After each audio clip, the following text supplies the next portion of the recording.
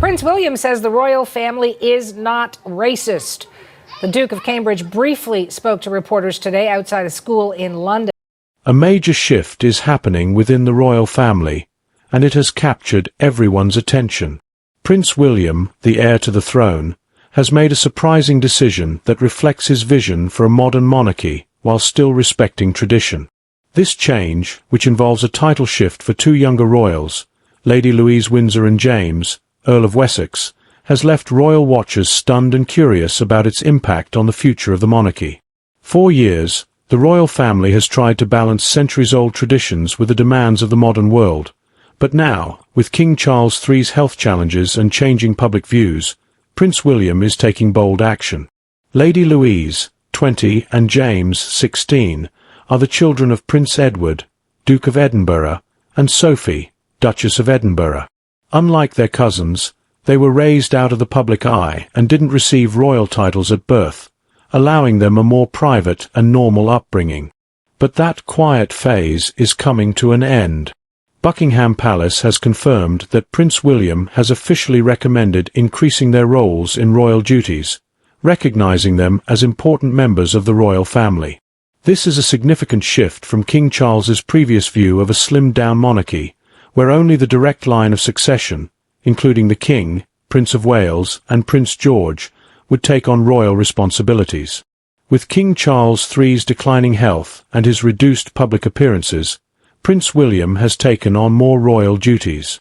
At the same time, the departure of Prince Harry and Meghan Markle from royal life, along with the aging senior royals, has created a need to bring in Lady Louise and James.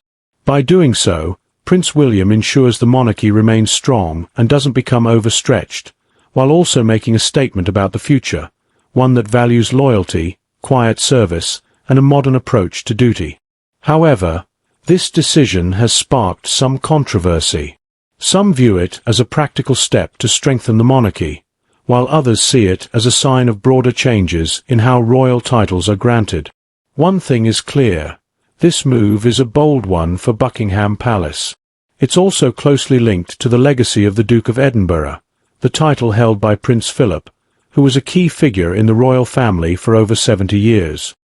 His legacy, especially his commitment to youth development and global environmental efforts through the Duke of Edinburgh's award, is deeply woven into this story. When Prince Philip passed away in 2021, the title of Duke of Edinburgh passed to his son, Prince Charles.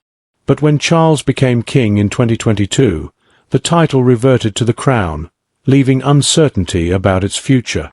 It was traditionally expected that the title would go to Prince Edward, the Duke's youngest son.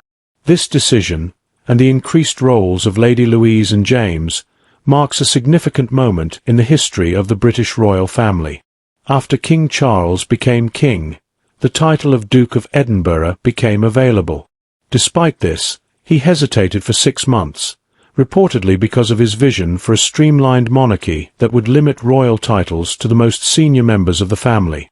However, on March 10, 2023, after months of speculation, King Charles III officially granted the title to Prince Edward, a decision that surprised and relieved royal watchers. Buckingham Palace released an official statement saying, "The King is pleased to confer the Dukedom of Edinburgh upon Prince Edward on the occasion of His Royal Highness's 59th birthday." This moment was a vindication for Prince Edward, who had spent decades supporting his father's charitable work and quietly serving in the royal family. However, the decision came with a condition that would shape the future for Prince Edward's children. Unlike other hereditary titles, the Dukedom of Edinburgh would not be passed down to James, despite his new title as Earl of Wessex. Instead, upon Prince Edward's passing, the title would revert to the crown, allowing it to be reassigned in the future. Royal experts believe that the most likely recipient of the title will be Prince Louis, the youngest son of Prince William and Kate, the Princess of Wales, ensuring that the title remains closely linked to the direct line of succession. As Buckingham Palace prepares for a new era, the focus has shifted to James Alexander Philip Theo Mountbatten Windsor, better known as James, Earl of Wessex. At just 16 years old, James is the youngest nephew of King Charles III and is currently 16th in line to the British throne. This is a stark contrast to his position at birth, when he was eighth in line during Queen Elizabeth II's reign.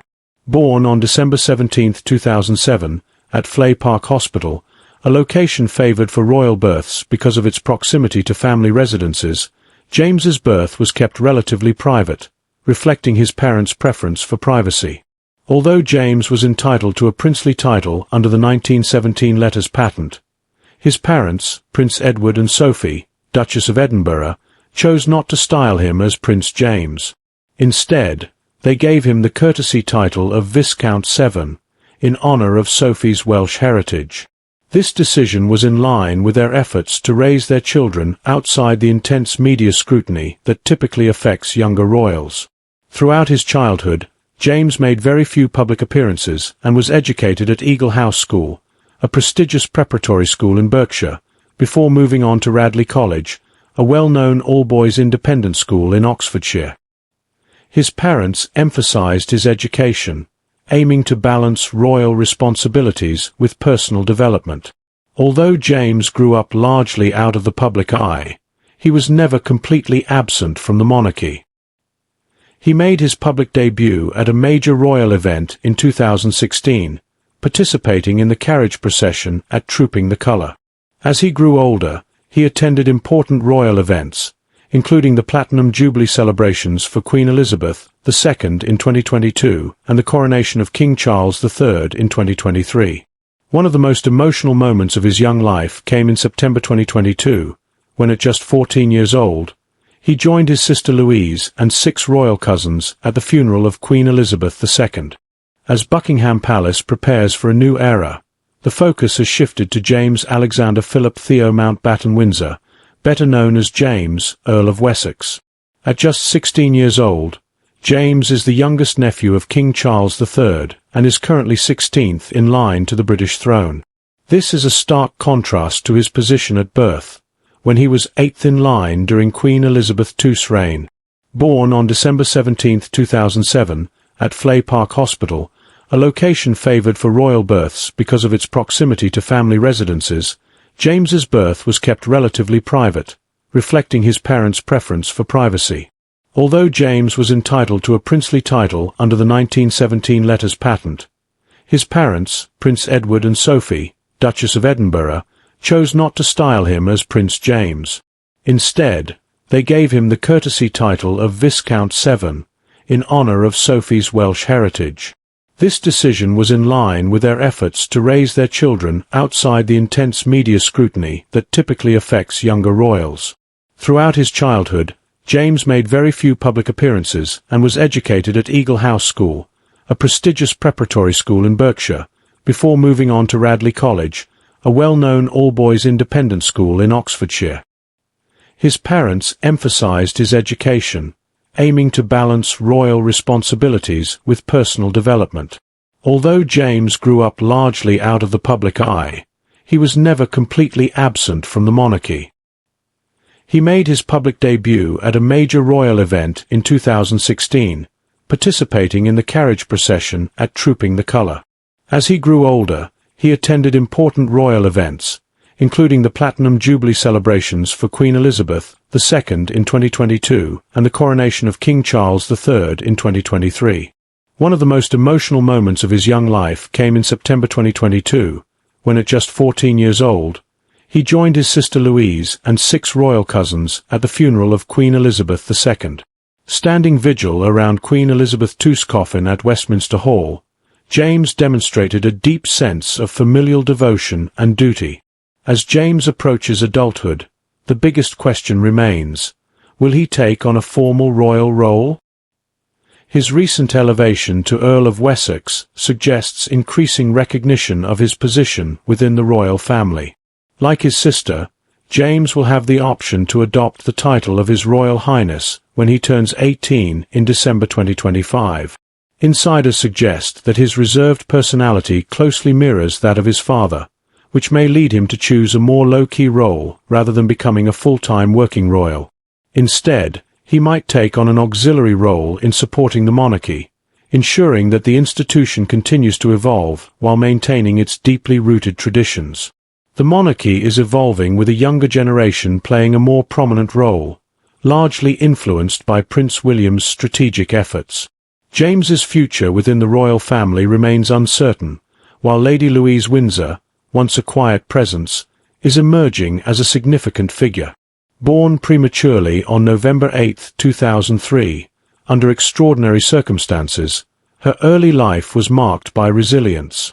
Her mother, Sophie, then the Countess of Wessex, suffered a placental abruption requiring an emergency caesarean section. At the time, Prince Edward was on an official visit to Mauritius and rushed home upon hearing the news.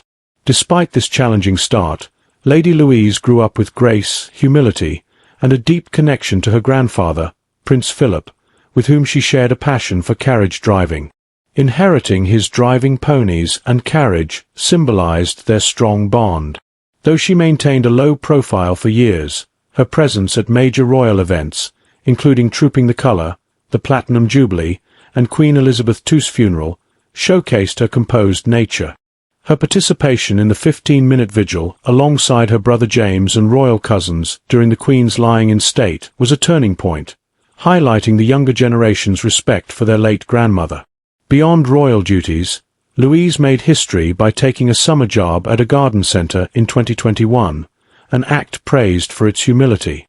In September 2022, she enrolled at the University of St Andrews to study English, the same institution where Prince William met Catherine.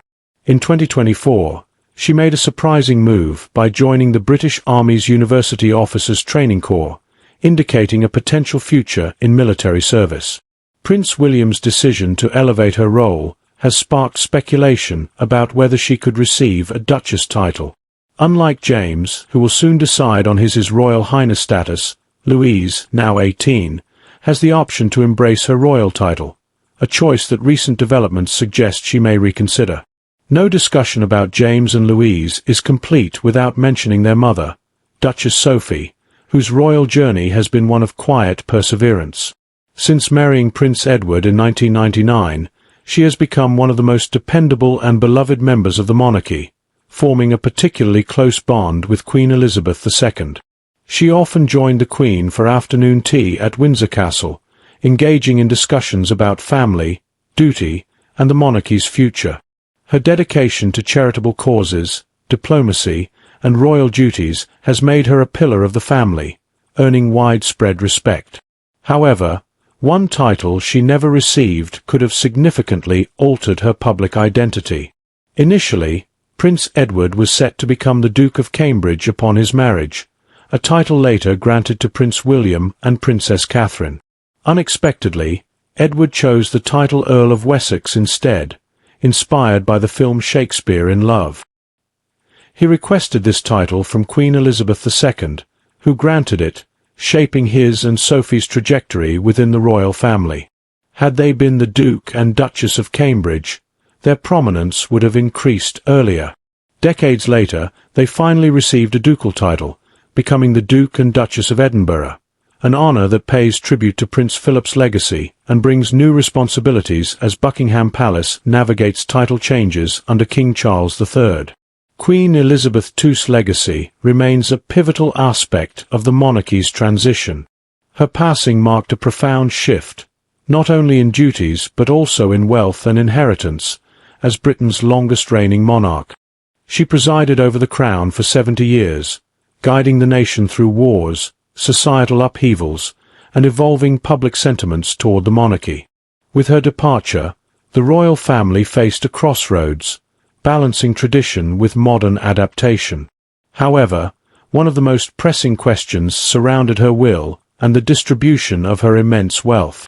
Unlike ordinary British citizens, the will of a sovereign is traditionally sealed to protect royal privacy and stability, a practice dating back to 1911. Over 30 royal wills, including Prince Philip's, have remained undisclosed, and Queen Elizabeth II's is no exception. Though the details remain secret, historical precedent suggests that her private estates, jewellery, and wealth were carefully allocated among her heirs.